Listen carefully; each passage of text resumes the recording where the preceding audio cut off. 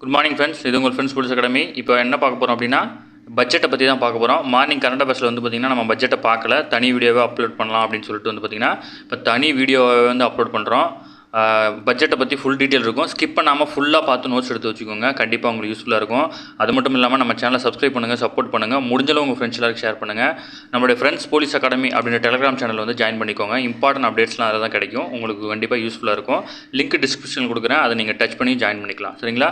இது இப்போ தான் நம்ம சேனலை வந்து ஃபஸ்ட் டைமாக பார்க்குறீங்க அப்படின்னா, இதுக்கு முன்னாடி வந்து பார்த்திங்கன்னா கரண்ட் அஃபேர்ஸ் வந்து டெய்லியும் அப்லோட் பண்ணியிருக்கோம். இதுக்கு முன்னாடி 2-3 நாளைக்கு முன்னாடி வந்து பார்த்திங்கன்னா அதுலேருந்து வந்து பார்த்திங்கன்னா பட்ஜெட் கவர் ஆகிருக்கும். நீங்கள் அந்த வீடியோவையும் பார்த்துட்டு வந்துருங்க. நான் இது கூடயும் சேர்த்து கொடுத்துருக்கேன். நீங்கள் இருந்தாலும் டெய்லி கரண்ட் அஃபேர்ஸை டெய்லியும் பாருங்கள். அப்போ தான் வந்து பார்த்திங்கன்னா உங்களுக்கு வீக்லி மந்த்லி படிக்கும்போது ரொம்ப ஈஸியாக இருக்கும். சரிங்களா? வாங்க ஃப்ரெண்ட்ஸ், இன்றைக்கி பட்ஜெட் வந்து ஃபுல் டாபிக் கவர் பண்ணிடலாம். பட்ஜெட் வந்து பார்த்திங்கன்னா 2024-25 ஓகேங்களா? இந்த பட்ஜெட்டோட கருப்பொருள் என்ன அப்படின்னா, வளர்ந்த இந்தியாவை உருவாக்கும் அப்படின்றத வந்து பார்த்திங்கன்னா கருப்பொருளாக கொண்டு தான் வந்து பார்த்திங்கன்னா இந்த பட்ஜெட்டை வந்து தயாரிச்சிருக்காங்க. ஓகேங்களா? ஃபஸ்ட்டு அதை வந்து நம்ம இதுக்கு முன்னாடி பட்ஜெட்டை பற்றின எல்லாத்தையுமே டீட்டெயிலாக வந்து கோர்வையாக பார்க்க போகிறோம். அதனால் கொஞ்சம் டைம் ஆகும். ஸ்கிப் பண்ணாமல் ஃபுல்லாக பாருங்கள். மத்திய நிதியமைச்சர் நிர்மலா சீதாராமன் வந்து பார்த்திங்கன்னா தொடர்ந்து 7வது முறையாக பட்ஜெட் வந்து தாக்கல் செய்து வந்து பார்த்திங்கன்னா வரலாற்று சாதனை வந்து படைச்சிருக்காங்க. இதன் மூலம் வந்து பார்த்திங்கன்னா தொடர்ச்சியாக 5 முறை முழு பட்ஜெட்டும் 1 முறை இடைக்கால பட்ஜெட்டும் வந்து பார்த்திங்கன்னா தாக்கல் செய்த முன்னாள் பிரதமர் மொரார்ஜி தேசாயின் சாதனையை வந்து பார்த்திங்கன்னா அவங்க வந்து முறியடிக்க இருக்கிறாங்க. பிரதமர் மோடியின் 2வது பதவி காலத்தில் நாட்டின் முழு நேர நிதியமைச்சராக நிர்மலா சீதாராமன் வந்து பார்த்திங்கன்னா 2019ஆம் ஆண்டு தான் நியமிக்கப்பட்டாங்க. ஓகேங்களா? அப்போலேருந்து வந்து பார்த்திங்கன்னா தொடர்ந்து அவங்க வந்து பார்த்திங்கன்னா நிதியமைச்சராக செயல்பட்டு இருக்காங்க. ஃபஸ்ட்டு வந்து பார்த்திங்கன்னா சுதந்திர இந்தியாவின் முதல் பட்ஜெட் வந்து யார் தாக்கல் பண்ணியிருக்கா அப்படின்னா, நேருவினுடைய பதவி காலத்தின் முன்பு வந்து பார்த்திங்கன்னா நிதியமைச்சர் R.K. சண்முகம் அவர் தான் வந்து பார்த்திங்கன்னா முதல் பட்ஜெட்டை வந்து தாக்கல் பண்ணியிருக்காரு. ஓகேங்களா? அதுக்கப்புறம் வந்து பார்த்திங்கன்னா அதிக முறை பட்ஜெட்டுகளை யார் தாக்கல் பண்ணியிருக்காங்க அப்படின்னா, பிரதமர் நேரு மற்றும் லால் பகதூர் சாஸ்திரியுடைய தலைமையிலான அமைச்சரவையில் வந்து பார்த்திங்கன்னா நிதியமைச்சராக பதவி வகித்த போது மொரார்ஜி தேசாய் வந்து பார்த்திங்கன்னா ஒட்டு மொத்தமாக 10 முறை பட்ஜெட்டை தாக்கல் பண்ணியிருக்காரு. ஓகேங்களா? அவர் வந்து தொடர்ந்து தான் 5 முறை, ஒட்டு மொத்தமாக வந்து பார்த்திங்கன்னா இடையில கேப் விட்டு வந்து பார்த்திங்கன்னா 10 முறை வந்து தாக்கல் பண்ணியிருக்காரு. ஓகேங்களா? அது மட்டும் இல்லாமல் அவருக்கு அடுத்தபடியாக காங்கிரஸை சேர்ந்த முன்னாள் நிதியமைச்சர் ப. சிதம்பரம் வந்து பார்த்திங்கன்னா ஒட்டு மொத்தமாக 9 முறை வந்து பட்ஜெட்டை தாக்கல் பண்ணியிருக்காரு. எல்லாருமே இடையில விட்டு தான் தாக்கல் பண்ணியிருக்காங்க. இவர் வந்து 2004 முதல் 2008 வரை தொடர்ச்சியாக வந்து பார்த்திங்கன்னா 5 முறை தான் பட்ஜெட் வந்து தாக்கல் பண்ணியிருக்காரு. ஓகேங்களா? முன்னாள் குடியரசுத் தலைவர் பிரணாப் முகர்ஜி வந்து பார்த்திங்கன்னா 8 முறை தாக்கல் பண்ணியிருக்காரு. அதே போல் முன்னாள் பிரதமர் மன்மோகன் சிங் வந்து பார்த்திங்கன்னா 1991-95 வரைக்கும் வந்து பார்த்திங்கன்னா 5 முறை வந்து பார்த்திங்கன்னா பட்ஜெட்டை வந்து தாக்கல் பண்ணியிருக்காங்க. இவங்க எல்லாரையும் விட நிதியமைச்சர் நிர்மலா சீதாராமன் அவர்கள் தான் 7 முறை இது இப்போ பண்ணுறது வந்து பார்த்திங்கன்னா 7வது முறையாக வந்து தாக்கல் பண்ணுறாங்க. ஓகேங்களா? நீளமான பட்ஜெட் மிகச்சிறிய பட்ஜெட் அப்படின்னு சொல்கிறாங்க. அதை வந்து பார்த்திங்கன்னா நாடாளுமன்ற அவையில் வந்து பார்த்திங்கன்னா மிக நீண்ட நேரம் வாசிக்கப்பட்ட பட்ஜெட் வந்து பார்த்திங்கன்னா 2020ஆம் ஆண்டு பட்ஜெட் தான் வந்து பார்த்திங்கன்னா 2 மணி நேரம் 40 நிமிடங்களுக்கு வந்து பார்த்திங்கன்னா நிர்மலா சீதாராமன் வந்து உரையாற்றியிருக்காங்க. இதுதான் வந்து பார்த்திங்கன்னா பட்ஜெட் வரலாற்றிலேயே மிகவும் நீளமான பட்ஜெட்டாக கருதப்படுது. ஓகேங்களா? மிக சிறிய உரை அப்படின்னு பார்த்திங்கன்னா 1977ஆம் ஆண்டு தாக்கல் செய்த நிதியமைச்சர் சர் கிருபாய் முல்ஜிபாய் பட்டேல் வெறும் 800 வார்த்தைகளோடு பேசி வந்து பார்த்திங்கன்னா அந்த பட்ஜெட்டை வந்து முடிச்சிருக்கிறார். ஓகேங்களா? இவ்வளோ தான் வந்து பார்த்திங்கன்னா பட்ஜெட்டை பற்றி அவுட்லைன். அதேமாதிரி வந்து பார்த்திங்கன்னா பட்ஜெட்டோட நேரம் வந்து பார்த்திங்கன்னா கடந்த 2016ஆம் ஆண்டு வரை பிப்ரவரி மாதத்தின் இறுதியில் தான் வந்து பார்த்திங்கன்னா பட்ஜெட் வந்து தாக்கல் செய்யப்பட்டது. ஓகேங்களா? இந்த நடைமுறை கடந்த 2017ஆம் ஆண்டு மாற்றப்பட்டு பிப்ரவரி மாதத்தின் முதல் நாளில் பட்ஜெட் தாக்கல் செய்யப்பட்டு வருது. ஓகேங்களா? அதே போல் வந்து பார்த்திங்கன்னா 1999ஆம் ஆண்டுக்கு முன்னாடி வந்து பார்த்திங்கன்னா மாலை 4 மணிக்கு தான் வந்து பார்த்திங்கன்னா பட்ஜெட் தாக்கல் செய்யப்பட்டு வந்துட்டு இருந்துச்சு. இந்த நடைமுறையை மாற்றி 1999ஆம் ஆண்டு பிரதமர் வாஜ்பாய் தலைமையிலான அமைச்சரவையினுடைய நிதியமைச்சராக பதவி வகித்த யஷ்வந்த் சின்ஹா தான் வந்து பார்த்திங்கன்னா காலையில் 11 மணிக்கு வந்து பார்த்திங்கன்னா பட்ஜெட்டை வந்து தாக்கல் பண்ணியிருக்கிறார். ஓகேங்களா? அன்றிலிருந்து தற்போது வரை வந்து பார்த்திங்கன்னா காலை 11 மணிக்கே நாடாளுமன்றத்தில் வந்து பார்த்திங்கன்னா பட்ஜெட் வந்து தாக்கல் செய்யப்பட்டு வருது. ஓகேங்களா? அவ்வளோதான்.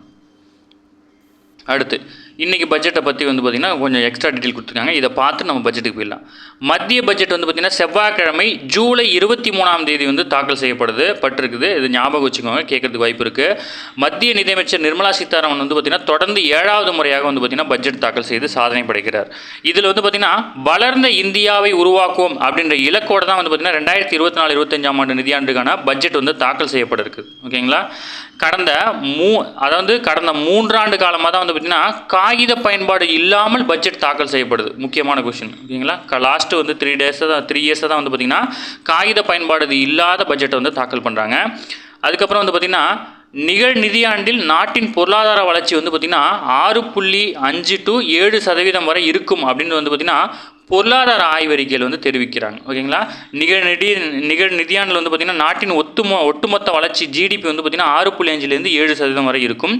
இது வந்து முந்தைய நிதியாண்டில் வந்து பார்த்திங்கன்னா 8.2% இருந்துச்சு. இது முக்கியமானது. ஓகேங்களா, அது மட்டும் இல்லாமல் பொருளாதாரத்துக்கு முன்னுரிமை அளிக்கிறது, குறிப்பாக நாட்டை வந்து 2047க்குள் வந்து பார்த்திங்கன்னா வளர்ச்சியடைந்த இந்தியா அப்படின்ற தொலைநோக்கு பார்வைக்கு வந்து பார்த்திங்கன்னா வடிவமைக்க வேண்டும் அப்படின்றத அடிப்படையாக கொண்டு தான் வந்து பார்த்திங்கன்னா இந்த பட்ஜெட்டை வந்து தாக்கல் பண்ணியிருக்காங்க.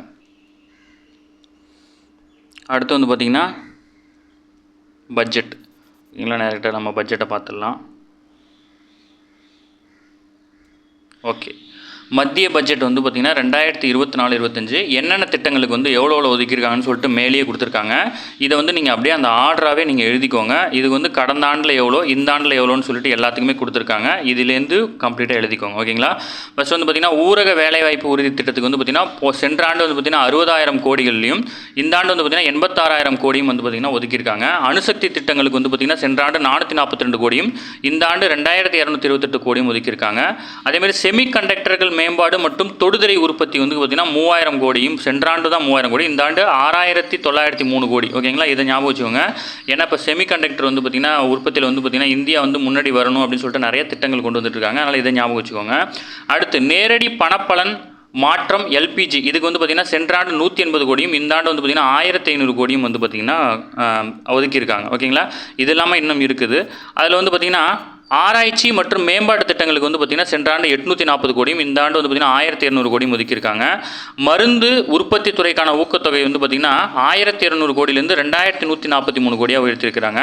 சூரிய சக்திக்கு வந்து பார்த்திங்கன்னா சென்ற ஆண்டு 4,970 கோடியும் இந்த ஆண்டு 10,000 கோடின்ற அளவில் வந்து ஒதுக்கியிருக்காங்க. ஓகேங்களா, இந்திய மேம்பாடு பொருளாதார உதவி, ஓகேங்களா, NIEA இந்த திட்டத்தின் கீழே கடன் உதவிக்கு வந்து பார்த்திங்கன்னா சென்ற ஆண்டு 1,300 கோடியும் இந்த ஆண்டு 3,849 கோடியும் பார்த்திங்கன்னா ஒதுக்கியிருக்காங்க. ஓகேங்களா, இதெல்லாம் அப்படியே ஆர்டரை எழுதிக்கோங்க. நம்ம ஒன்று ஒன்றா பார்த்துடலாம். ஃபஸ்ட்டு வந்து பார்த்திங்கன்னா மகளிர் சிறுமிகள் பயன்பெறும் வகையிலான திட்டங்களுக்கு வந்து பார்த்திங்கன்னா மத்திய பட்ஜெட்டில் வந்து பார்த்திங்கன்னா 3 லட்சம் கோடிக்கும் அதிகமான நிதி வந்து பார்த்திங்கன்னா ஒதுக்கீடு செய்யப்பட்டிருக்கு. இதில் என்னென்ன கொண்டு வர போகிறாங்க அப்படின்னா பணிகளுக்கு செல்லும் மகளிருக்கு வந்து பார்த்திங்கன்னா விடுதிகள் மற்றும் குழந்தைகள் பராமரிப்பு மையங்கள் ஆகியவை தொழில் நிறுவனங்களுடன் இணைந்து அரசு சார்பில் வந்து அமைக்கப்பட இருக்குது. ஓகேங்களா, அது மட்டும் இல்லாமல் நிகழாண்டு 2ஆம் காலாண்டில் வந்து பார்த்திங்கன்னா திறன்மிக்க பெண் பணியாளர்களின் பங்களிப்பை ஊக்குவிக்கும் வகையில் பெண்களுக்கான திறன் மேம்பாட்டு திட்டங்களையும் அறிமுகம் செய்ய இருக்கிறாங்க. முந்தைய ஆண்டு ஒப்பிடும்போது பணியில் சேரும் பெண்களின் எண்ணிக்கை நிகழாண்டில் வந்து பார்த்திங்கன்னா 17.2% அதிகரித்திருக்கு அப்படின்னு சொல்லிட்டு வந்து பார்த்திங்கன்னா இந்த நிதிநிலை அறிக்கையில் வந்து பார்த்திங்கன்னா குறிப்பிட்டிருக்கிறாங்க. ஓகேங்களா, தொழில் முனைவோருக்கான முத்ரா கடன் வரம்பு வந்து பார்த்திங்கன்னா இரட்டிப்பாக வந்து அதிகரிச்சிருக்காங்க. நாட்டில் தொழில் முனைவோரை ஊக்குவிக்குவதற்காக முத்ரா கடன் உச்சவரம்பை வந்து பார்த்திங்கன்னா மத்திய அரசு இரட்டிப்பு ஆக்கியிருக்கு. இதுவரை இந்த திட்டத்தின் கீழ் வந்து பார்த்திங்கன்னா 10 லட்சம் மட்டுமே பெற முடியும். இது வந்து பார்த்திங்கன்னா 20 லட்சமாக உயர்த்திருக்காங்க. ஓகேங்களா, பெருநிறுவனங்கள் அல்லாத மற்றும் முறைசாரா குறு சிறு தொழில் முனைவோருக்கு வந்து பார்த்திங்கன்னா வருவாயை பெருக்கும் வகையில் நடவடிக்கைகளுக்கு பிணை ஏதுமின்றி, ஓகேங்களா, எளிதாக அதிகபட்சமாக வந்து 10 லட்சம் ரூபாய் குறுக்கடன் வழங்கும் வகையில் வந்து பார்த்திங்கன்னா 2015ஆம் ஆண்டு ஏப்ரல் 8ஆம் தேதி தான் வந்து பார்த்திங்கன்னா பிரதம மந்திரி முத்ரா யோஜனா அப்படின்ற திட்டம் வந்து அறிமுகப்படுத்தப்பட்டுச்சு. ஓகேங்களா, திட்டத்தை டேட்டு இயரோட ஞாபகம் வச்சுக்கோங்க. 2015ஆம் ஆண்டு ஏப்ரல் 8ஆம் தேதி வந்து பார்த்திங்கன்னா பிரதம மந்திரியின் முத்ரா யோஜனா அப்படின்ற திட்டம் வந்து அறிமுகப்படுத்தப்பட்டுச்சு. ஓகேங்களா, இது வந்து தொழில் முனைவோருக்கான கடன் வழங்குகிற திட்டம். ஓகேங்களா, இந்த திட்டம் வந்து பார்த்திங்கன்னா இந்த திட்டத்தோட வரம்பு வந்து பார்த்திங்கன்னா 10 லட்சத்துலேருந்து 20 லட்சம் வரைக்கும் உயர்த்திருக்காங்க. இதில் வந்து பார்த்திங்கன்னா நீங்கள் வந்து இந்த திட்டத்தின்படி முதல் வந்து பார்த்திங்கன்னா 10 லட்சத்திற்கு கடன் பெற்று அந்த கடனை வந்து சரியாக திருப்பி செலுத்தியிருந்தீங்க அப்படின்னா அடுத்த முறை வந்து பார்த்திங்கன்னா உங்களுக்கு கடன் வரம்பு வந்து பார்த்திங்கன்னா 20 லட்சம் வரைக்கும் வழங்கப்படும் அப்படின்னு தான் மென்ஷன் பண்ணியிருக்காங்க. நீங்கள் டேரெக்டாக போய் அப்ளை பண்ணாலும் 20 லட்சம் கிடைக்காது. சரிங்களா, அடுத்து வந்து பார்த்திங்கன்னா பழங்குடியின சமூகத்தினரின் சமூக பொருளாதார நிலையை மேம்படுத்துவதாக பிரதம மந்திரியின் ஜன் ஜதியா உன்னத் கிராம அபியான் திட்டம் அப்படின்னு ஒரு அறிமுகப்படுத்துகிறாங்க. இதனுடைய தமிழாக்க பேர் வந்து பார்த்திங்கன்னா பிரதம மந்திரியின் பழங்குடியினர் வளர்ச்சி கிராம பிரச்சார திட்டம். ஓகேங்களா, ரெண்டுமே ஒன்று தான். அது ரெண்டு பேரையும் வந்து பார்த்திங்கன்னா பக்கத்தில் எழுதிக்கோங்க. ஓகேங்களா, பிரதமரின் பழங்குடியின வளர்ச்சி கிராம பிரச்சார திட்டம் அப்படின்னாலும் ஒன்று தான்.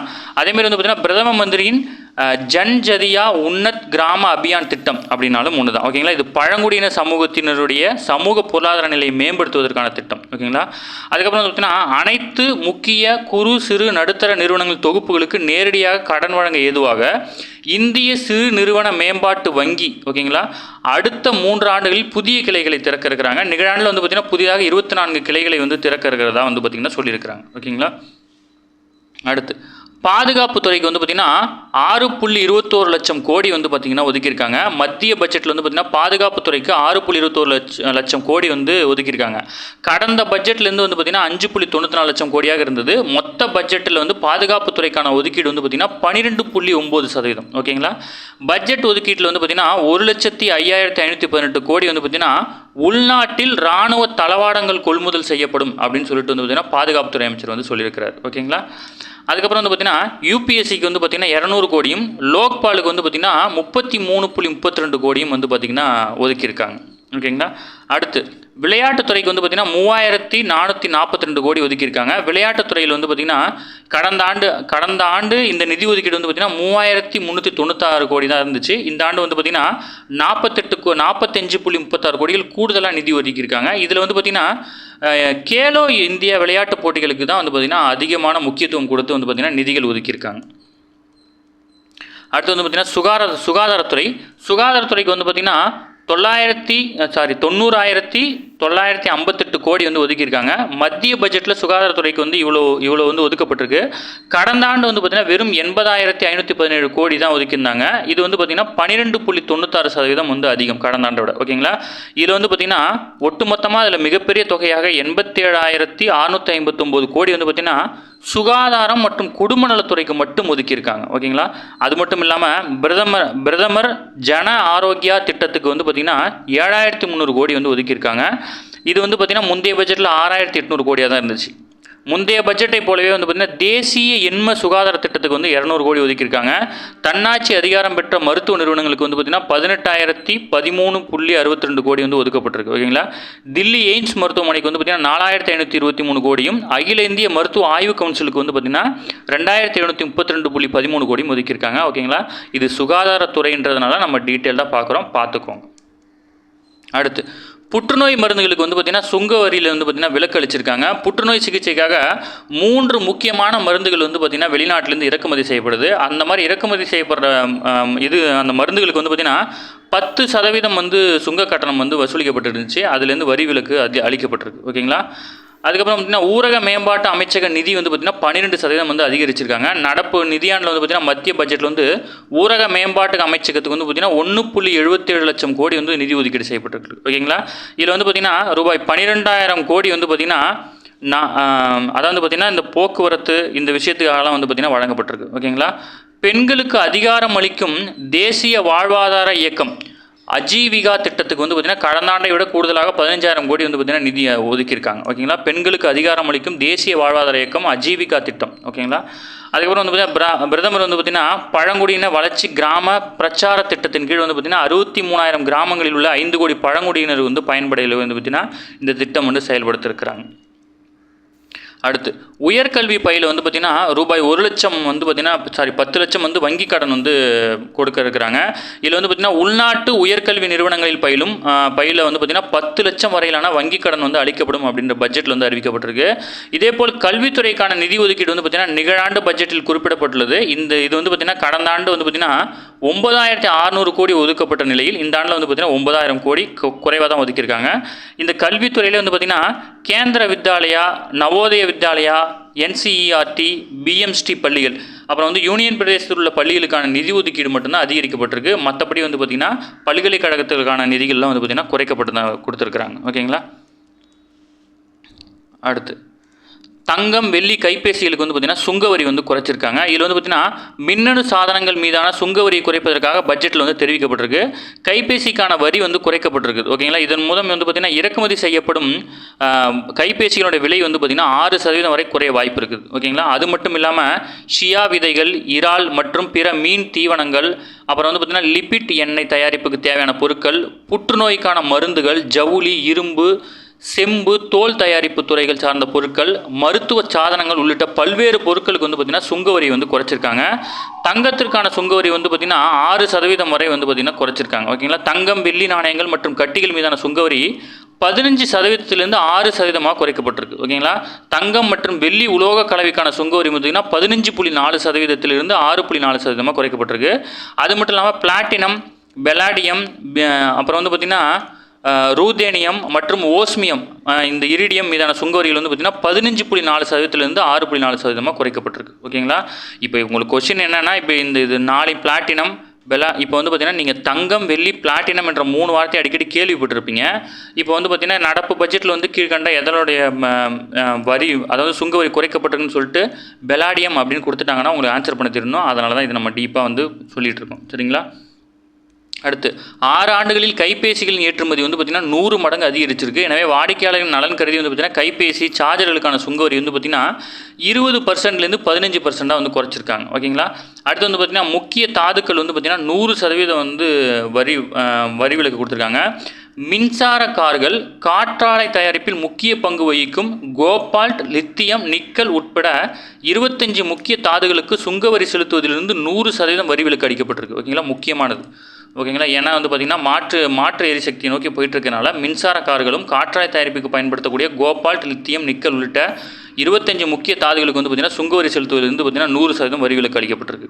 சூரிய மின் தகடுகள், சூரிய கண்ணாடி உள்ளிட்டவற்றை தயாரிக்க தேவைப்படும் பல்வேறு பொருட்களுக்கு வந்து பார்த்திங்கன்னா சுங்க வரி செலுத்துவதிலிருந்து வரி விலக்கு அடிக்க வந்து பார்த்திங்கன்னா முடிவெடுக்கப்பட்டிருக்கு.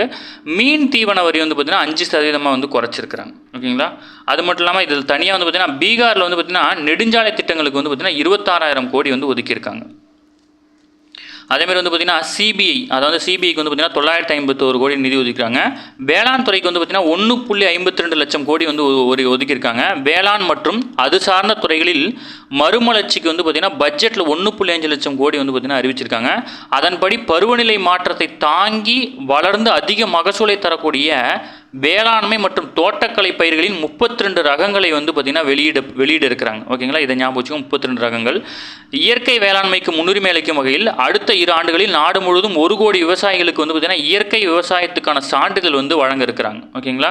அதுக்கப்புறம் வந்து பார்த்திங்கன்னா அன்னதத்தா என்று அழைக்கப்படும் விவசாயிகள் வந்து பார்த்திங்கன்னா அரசால் முன்னுரிமை அளிக்கப்படும் 4 முக்கிய பிரிவினர்களில் ஒருவராக சேர்க்கப்பட இருக்கிறாங்க. ஓகேங்களா. இதில் என்னென்னா வந்து பார்த்திங்கன்னா எப்போவுமே வந்து பார்த்திங்கன்னா வயது முதிர்ந்தவங்களை வந்து ஃபஸ்ட்டு வச்சுருப்பாங்க இல்லையா. நம்ம இப்போ கொரோனா தடுப்பூசி போதும்போது குழந்தைகள், அப்புறம் வந்து பார்த்திங்கன்னா வயதானவங்க, அதுக்கப்புறம் தான் இளைஞர்கள். அந்த ஆர்டரில் வந்து பார்த்திங்கன்னா விவசாயிகளை வந்து பார்த்திங்கன்னா 4வது முக்கிய பிரிவின் கீழ் வந்து ஒருவராக வந்து சேர்க்க இருக்கிறாங்க. ஓகேங்களா. அடுத்து வந்து பார்த்திங்கன்னா குறிப்பாக தன்னிறைவு வந்து அடையிறதுக்காக, அதாவது பருப்பு, எண்ணெய் வித்துக்களில் வந்து பார்த்திங்கன்னா இதில் தன்னிறைவு அடையணும் அப்படின்னு சொல்லிட்டு மென்ஷன் பண்ணியிருக்காங்க. இதில் வந்து பார்த்திங்கன்னா நிலக்கடலை, எள், கடுகு, சோயாபீன், சூரியகாந்தி போன்ற எண்ணெய் வித்து உற்பத்தியில் வந்து தற்சார்பு அடை வந்து பார்த்திங்கன்னா அதிக முக்கியத்துவம் அளிக்கப்பட்டிருக்கு. அது மட்டும் இல்லாமல் இறால் மீன் குஞ்சுகள் வளர்ப்புக்கு வந்து பார்த்திங்கன்னா நபார்டு வங்கி மூலம் வந்து நிதியுதவி வழங்கப்படும் அப்படின்னு சொல்லியிருக்காங்க. ஓகேங்களா. பிரதமரின் காரிப் கல்யாண் அன்ன யோஜனா திட்டம் வந்து பார்த்திங்கன்னா 5 ஆண்டுகளுக்கு நீட்டிக்கப்பட்டதன் மூலம் 80 கோடிக்கு மேற்பட்ட மக்கள் வந்து பலனடைந்திருக்கிறாங்க. ஓகேங்களா. இந்த திட்டம் என்ன திட்டம் அப்படின்னா புலம்பெயர்ந்தோர் மற்றும் ஏழைகளுக்கான இலவச உணவு தானியங்களை வழங்கும் திட்டம். ஓகேங்களா. பிரதமரின் காரிப் கல்யாண அன்ன யோஜனா திட்டம் வந்து பார்த்திங்கன்னா புலம்பெயர்ந்தோர் மற்றும் ஏழைகளுக்கான இலவச உணவு தானிய திட்டங்கள் வழங்கும் திட்டம் தான் வந்து பார்த்திங்கன்னா இந்த திட்டம் முக்கியமான திட்டம். ஞாபகம் வச்சுக்கோங்க. அதில் வந்து பார்த்திங்கன்னா முக்கியமானது பிஎஸ்என்எலுக்கு வந்து பார்த்திங்கன்னா 82,916 கோடி வந்து பார்த்திங்கன்னா ஒதுக்கியிருக்காங்க. இது வந்து தொழில்நுட்பக்கேற்ப வந்து பார்த்திங்கன்னா மேம்படுத்துறதுக்காக இந்த நிதி கொடுக்கப்பட்டிருக்கு. ஆனால் வந்து பார்த்திங்கன்னா உள்நாட்டு தொலைத்தொடர்புத்துறை சார்ந்த உதிரி பாகங்களை ஊக்குவிக்கும் வகையில் மதர் போர்டுகளுக்கான சுங்க வரி வந்து பார்த்திங்கன்னா 10%-லிருந்து 15% உயர்த்தியிருக்காங்க. ஏன்னா மதர் போர்டு வந்து பார்த்திங்கன்னா நீங்கள் வந்து பார்த்திங்கன்னா வெளிநாட்டிலேருந்து இறக்குமதி செய்யக்கூடாது அப்படின்றனால அவருடைய இறக்குமதி விரியை வந்து பார்த்திங்கன்னா அதிகரிச்சிருக்காங்க. ஓகேங்களா. அடுத்து அது வந்து பார்த்திங்கன்னா நிகழ் நிதியாண்டு பற்றாக்குறையாக வந்து பார்த்திங்கன்னா 4.9% நிதி பற்றாக்குறையாக இருக்கும் அப்படின்னு சொல்லியிருக்காங்க. அரசின் வருவாய் மற்றும் செலவினங்களுக்கு இடையிலான வித்தியாசம் வந்து நிதி பற்றாக்குறை என்று அழைக்கப்படுகிறது. இதுவே கொஸ்டின் தான், ஞாபகம் வச்சுக்கோங்க. அரசின் வருவாய் மற்றும் செலவினங்களுக்கு இடையிலான வித்தியாசம் வந்து எவ்வாறு அழைக்கப்படுது அப்படின்னா நிதி பற்றாக்குறை அப்படின்னு அழைக்கப்படுது. நிகழ் நிதியாண்டிலுடைய நிதி பற்றாக்குறை வந்து 4.9% இருக்கும் அப்படின்னு வந்து மதிப்பிட்டிருக்காங்க. ஓகேங்களா. நிகழ் நிதியாண்டில் வந்து பார்த்திங்கன்னா மொத்த சந்தை கடன் வந்து 14.1 லட்சம் கோடியாக இருக்குது. நிகர சந்தை வந்து பார்த்திங்கன்னா கடன் வந்து 11.63 லட்சம் கோடி. நிகர வரி வசூல் வந்து பார்த்திங்கன்னா 25.83 கோடி. ஓகேங்களா. இங்கேயே கொடுத்துருக்காங்க. மொத்த வருவாய் கடன்கள் தவிர வந்து பார்த்திங்கன்னா 32.07 லட்சம் கோடி. மொத்த செலவு வந்து பார்த்திங்கன்னா 48.21 லட்சம் கோடி. நிகர வரி வருவாய் வந்து பார்த்திங்கன்னா 25.83 லட்சம் கோடி. ஓகேங்களா. அடுத்து பிரதமரின் நகர்ப்புற வீட்டு வசதி திட்டத்துக்கு வந்து பார்த்திங்கன்னா 2.2 லட்சம் கோடி ஒதுக்கீடு பண்ணியிருக்காங்க. பிரதமரின் நகர்ப்புற வீட்டு வசதி திட்டத்தின் கீழ் வந்து பார்த்திங்கன்னா நகர்ப்புறத்தில் உள்ள 1 கோடி ஏழை எளிய மக்களுக்கு வந்து பார்த்திங்கன்னா ரூபாய் 2.2 லட்சம் கோடியில் வந்து பார்த்திங்கன்னா அடுத்த 5 ஆண்டுகளில் வீடு கட்டி தரப்படும் அப்படின்னு வந்து பார்த்திங்கன்னா வங்கிகளுக்கு குறைவான வட்டி விதத்தில் கடன் உதவிகளும் செய்து தரப்படும் அப்படின்னு சொல்லியிருக்காங்க. பிரதமரின் நகர்ப்புற வீட்டு வசதி திட்டம் 2.0வின் கீழ் வந்து பார்த்திங்கன்னா ஏழை மற்றும் நடுத்தர மக்களின் வீடு கட்டித்தர 10 லட்சம் கோடி முதலீடு செய்யப்பட இருக்குது அப்படின்னு சொல்லியிருக்காங்க. இதில் வந்து 2.2 லட்சம் கோடி வந்து பார்த்திங்கன்னா மத்திய அரசு வந்து நிதியுதவியாக 5 ஆண்டுகளுக்கு வழங்க இருக்குது. ஓகேங்களா, இது வந்து பார்த்திங்கன்னா 2.0ன்றது முக்கியம். ஏன்னா ஃபஸ்ட்டு வந்து பார்த்திங்கன்னா பிரதமரின் நகர்ப்புற வீட்டு வசதி திட்டம்னு மட்டும்தான் இருக்கும். அப்புறம் வந்து 2.1 அதை மாற்றிருக்காங்க. ஓகேங்களா, அடுத்து வந்து பார்த்திங்கன்னா பினாமிகளின் சொத்துக்களுக்கான பரிவர்த்தனை சட்டம் 1988 வந்து பார்த்திங்கன்னா சில திருத்தங்கள் மேற்கொள்ள இருக்கிறாங்க.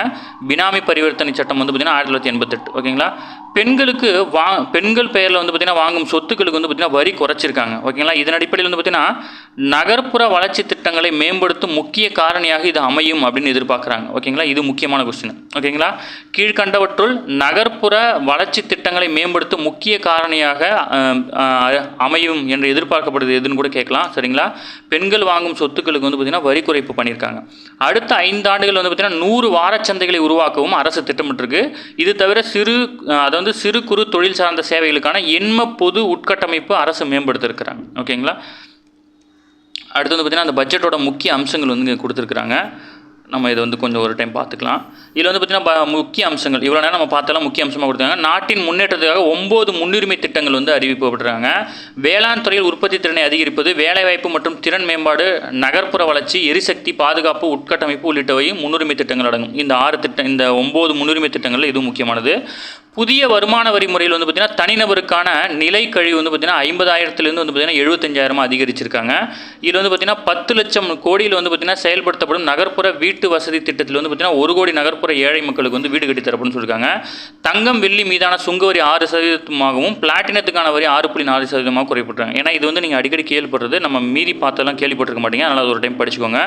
புத்தாக்க நிறுவன முதலீட்டாளருக்கு வந்து பார்த்திங்கன்னா ஏஞ்சல் வரி வந்து பார்த்திங்கன்னா முழுமையாக வந்து ரத்து செய்யப்படும் அப்படின்னு சொல்லியிருக்காங்க. ஓகேங்களா, குறுகிய கால மூலதன ஆதாயத்துக்காக 20%, நீண்ட கால மூலதன ஆதாயத்துக்காக வந்து பார்த்திங்கன்னா 12.5% வரி வந்து அதிகரிச்சிருக்காங்க.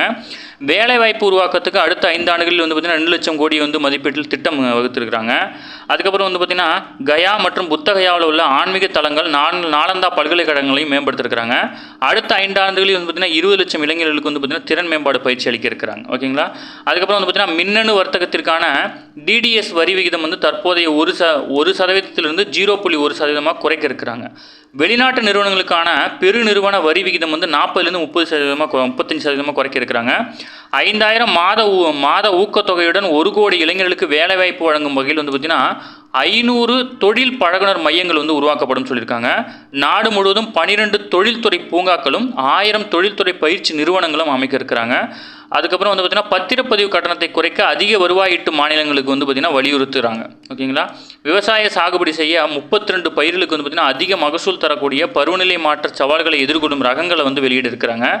அடுத்த 2 ஆண்டுகளில் வந்து பார்த்திங்கன்னா நாடு முழுவதும் 1 கோடி விவசாயிகளுக்கு இயற்கை வேளாண்மை குறித்து விழிப்புணர்வு ஏற்படுத்தப்படும் சொல்லியிருக்காங்க. ஓகேங்களா, அதுக்கப்புறம் வந்து பார்த்திங்கன்னா எரிசக்தி பாதுகாப்பு, கூட்டுறவுத்துறை தொடர்பான கொள்கைகளுக்கு வந்து பார்த்திங்கன்னா விரைவில் உருவாக்கப்படும். விண்வெளி பொருளாதார நடவடிக்கைகளுக்கு வந்து பார்த்திங்கன்னா 1000 கோடி வந்து ஒதுக்கியிருக்காங்க. அதுக்கப்புறம் வந்து பார்த்திங்கன்னா திவாஸ் நடைமுறைகள் தொடர்பான பிரச்சனைகளுக்கு தீர்வு காண கூடுதல் தீர்ப்பாயங்கள் அமைக்கப்படும் அப்படின்னு சொல்லியிருக்காங்க. நாட்டின் உட்கட்டமைப்பு மேம்படுத்துவதற்கு வந்து பார்த்திங்கன்னா 11 லட்சம் கோடி வந்து பார்த்திங்கன்னா ஒதுக்க இருக்கிறாங்க. சரிங்களா, இன்றைக்கி பட்ஜெட் வந்து பார்த்திங்கன்னா இவ்வளோ தான். இதில் ஒரே ஒரு நம்ம பார்க்காம இருக்கோம், அதை மட்டும் பார்த்துடலாம். ஓகேங்களா, ₹1 என்ன செலவு என்ன வரவு அப்படின்னு தெரிஞ்சு வச்சுக்கோங்க. இப்போ வந்து பார்த்திங்கன்னா ₹1 வர, அதாவது நாட்டோடைய வருமானம் ₹1 இருந்தால் அதில் என்னென்ன வகையில் வந்து பார்த்திங்கன்னா ஈட்டப்படும், என்னென்ன வகையில் ஈட்டுறாங்க, என்னென்ன வகையில் செலவு பண்ணுறாங்கன்னு சொல்லிட்டு. இப்போ கடன் தொகை மூலம் வந்து பார்த்திங்கன்னா 27% வந்து பார்த்திங்கன்னா வரி வந்து ஈட்டுறாங்க. நிறுவன வரி 17%, வருமான வரி 19%, சுங்க வரி வந்து பார்த்திங்கன்னா 4%, கலால் வரி வந்து பார்த்திங்கன்னா 5%, சரக்கு மற்றும் சேவை வரி வந்து பார்த்திங்கன்னா 18%, சராசரி வருவாய் 9% வந்து பார்த்திங்கன்னா கடன் சாரா மூலதன வரவு வந்து பார்த்திங்கன்னா 1% அப்படின்ற வகையில் இருக்குது. இல்லை செலவு எவ்வளோ பண்ணுறாங்க அப்படின்னா மத்திய அரசு திட்டங்களுக்கு வந்து 16%, மத்திய அரசின் நிதியுதவி திட்டங்களுக்கு 8%, வட்டி செலுத்துகைக்கு வந்து 19%, பாதுகாப்புத்துறைக்கு 8%, மானியங்களுக்கு 6%, நிதி ஆணையம் மற்றும் பிற நிதி ஒதுக்கீடுக்கு 9%, மாநிலங்களுக்கான வரி பகிர்வு வந்து பார்த்திங்கன்னா 21%, ஓய்வூதியத்திற்கான வரி பகிர்வு வந்து பார்த்திங்கன்னா 4%, இதர செலவினங்களுக்காக வந்து பார்த்திங்கன்னா 9% செலவிடுறாங்க. ஓகேங்களா? இதை வந்து பார்த்திங்கன்னா இந்த பேஜில் இருக்க செலவுகளை மட்டும் நீங்கள் ஆர்டராக எழுதிக்கோங்க. ஃபஸ்ட்டு 21, அப்புறம் 19, அப்புறம் 16, இப்படி வந்து ஆர்டராக எழுதிக்கோங்க. சரிங்களா? ஆர்டராக எழுதிட்டால் தான் உங்களுக்கு வந்து எது அதிகமாக செலவு பண்ணுறாங்க அப்படின்னு உங்களுக்கு தெரியும். இப்போ செலவினங்களை பொறுத்தளவு வந்து பார்த்திங்கன்னா மாநிலங்களுக்கான வரி பகிர்வு தான் எப்போவுமே அதிகம். அதுக்கு அடுத்தபடியாக வந்து பார்த்திங்கன்னா கடனுக்கான வட்டி செலுத்துகை அதுக்கு அடுத்த பட்சத்தில் இருக்குது. அதுக்கப்புறம் வந்து பார்த்திங்கன்னா மத்திய அரசினுடைய திட்டங்களுக்கு இருக்குது. ஓகேங்களா? அதுக்கப்புறம் வந்து பார்த்திங்கன்னா நிதி ஆணையம் மற்றும் பிற நிதி ஒதுக்கீடுக்கும் இதர செலவினங்களுக்கும் 9% வந்து பயன்படுத்துகிறாங்க. அதுக்கப்புறம் மத்திய அரசின் நிதி திட்டங்களுக்கும் பாதுகாப்புத்துறைக்கும் 8%, அப்புறம் வந்து பார்த்திங்கன்னா மானியங்களுக்கு வந்து 6%ஆகவும் இருக்குது. ஓகேங்களா? அதுக்கப்புறம் ஓய்வூதியத்துக்கு வந்து 4% வந்து செலவு பண்ணுறாங்க. சரிங்களா? ஓகே ஃப்ரெண்ட்ஸ், இன்றைக்கி வந்து பார்த்திங்கன்னா இன்றைக்கி பட்ஜெட் வந்து அவ்வளோதான். இதில் வந்து பட்ஜெட் வந்து கம்ப்ளீட் ஆகிடுச்சு. ஃபுல்லாக டீட்டெயிலாக பார்த்துட்டோம். இதை தாண்டி அவங்க வந்து கேட்கவே முடியாது. பட்ஜெட்டில் என்னென்ன இருக்கோ அது எல்லாத்தையும் நம்ம கம்ப்ளீட்டாக பார்த்துட்டோம். ஓகேங்களா? இது மட்டுமே போதும். இதை மட்டும் நீங்கள் நோட்ஸ் எடுத்துக்கிட்டால் போதுமானது. இதை தாண்டி கேட்க வாய்ப்பு இல்லை. நம்ம சேனலை சப்ஸ்கிரைப் பண்ணுங்கள், சப்போர்ட் பண்ணுங்கள், முடிஞ்சவங்க உங்கள் ஃப்ரெண்ட்ஸ் எல்லாருக்கும் ஷேர் பண்ணுங்கள். உங்களுக்கு ஏதாவது டவுட் இருந்துச்சுன்னா கீழே கமெண்ட் செக்ஷனில் கமெண்ட் பண்ணுங்கள். நான் கண்டிப்பாக ரிப்ளை பண்ணுவோம். சரிங்களா ஃப்ரெண்ட்ஸ்? Thank you friends.